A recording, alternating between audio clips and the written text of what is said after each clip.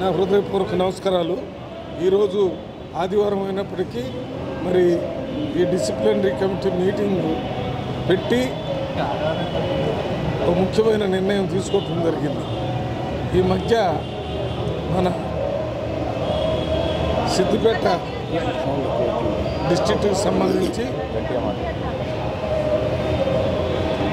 సిద్దిపేట డిస్ట్రిక్ట్కి సంబంధించినటువంటి దళితులు కొంతమంది గజ్వేల్ నర్సారెడ్డి మీద కంప్లైంట్ ఇవ్వటం జరిగింది. ఆ కంప్లైంట్ మీద ఈరోజు గజ్వేల్ నర్సారెడ్డి గారిని గాంధీ భవన్కు పిలిచి వారికి షోకాజ్ నోటీస్ ఇచ్చి వారం రోజుల్లో దాని మీద రిప్లై ఇవ్వాలని కోరటం జరిగింది. ఆ రిప్లై ఇచ్చిన తర్వాత కంప్లైంట్ ఇచ్చిన వాళ్ళని కూడా పిలిచి తర్వాత వీరిని కూడా పిలిచి ఏ రకమైన చర్యలు తీసుకోవాలో నిర్ణయం చేయటం జరుగుతుంది. అదే రకంగా నిన్న మొన్న పిసిసి అధ్యక్షుడు గారు మా శ్యామ్మోహన్ వైస్ చైర్మన్ గారిని పిలిచి అక్కడ సిద్దిపేటలో పోటీ చేసినటువంటి అభ్యర్థి పూజల హరికృష్ణ గారి మీద ఒక కంప్లైంట్ పిసిసి అధ్యక్షుడి దగ్గరికి వచ్చింది.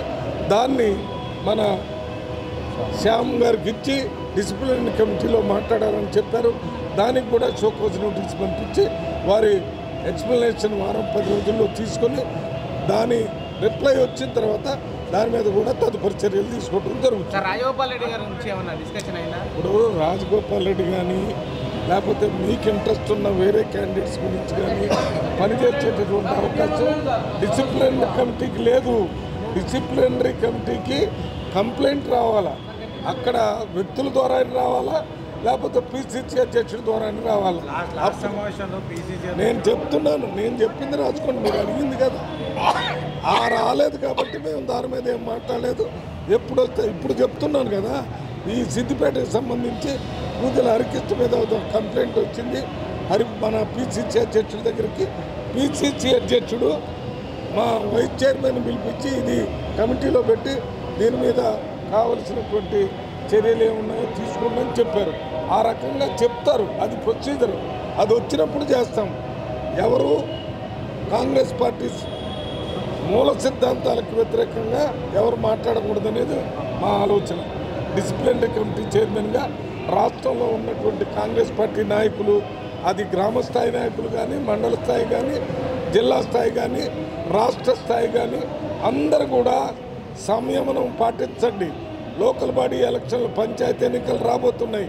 దీంట్లో కాంగ్రెస్ పార్టీ వాళ్ళంతా కలిసి పోటీ చేయాల్సిన అవసరం ఉంది. నిన్న మొన్న కాంగ్రెస్ పార్టీ ఎగ్జిక్యూటివ్ బాడీలో కాంగ్రెస్ పార్టీని వదిలిపెట్టిపోయిన కాంగ్రెస్ వాళ్ళందరినీ మళ్ళీ కాంగ్రెస్ పార్టీలోకి రావాలని ఒక పిలుపు కూడా ఇచ్చారు.